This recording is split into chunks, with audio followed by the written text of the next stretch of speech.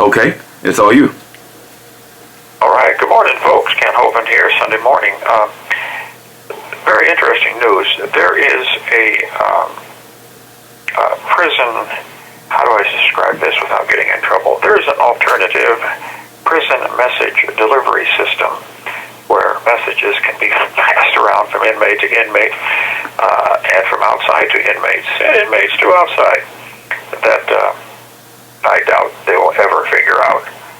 Since I've been in 8.5 years, I've seen some amazing things, brother. Anyway, I was alerted from one of the most famous lawyers alive today through the alternative prison media system that someone should check into an interesting factoid that he said, "Can't I think you have the greatest sentence ever given for structuring?" So have somebody check what is the typical sentence for structuring and what is the longest sentence ever given. And what is the typical seizure from structuring?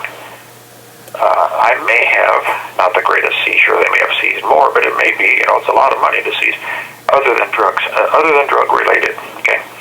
So I might have the greatest sentencing for structuring, actually it could be phrased this way, the greatest sentence for the dumbest law ever passed the last 50 years. Yep.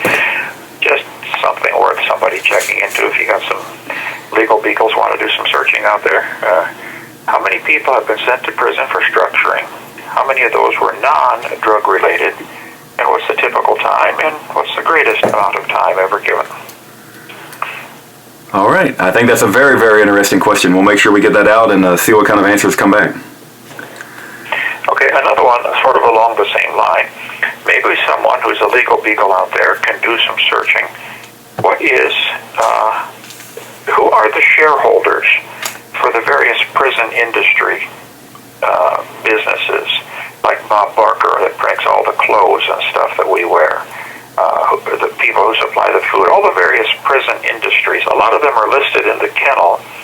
Somebody needs to check and see if there's any familiar names on that list from Pensacola, Florida, who may be shareholders in this prison industry complex. Is that the same Bob Barker that's on Price is Right, or is that a different Bob Barker? I don't know that. I Okay. don't know. All right, very interesting. But his name's on all the clothing, Bob Barker Industries. Okay, well, very, very good. I will make sure this gets out. And any other things you want to add? Well, I just thought it would be interesting if any of the names show up that are involved in this case on the opposition team. I think that's a very good question to ask, and we'll see what kind of responses come back. Very good.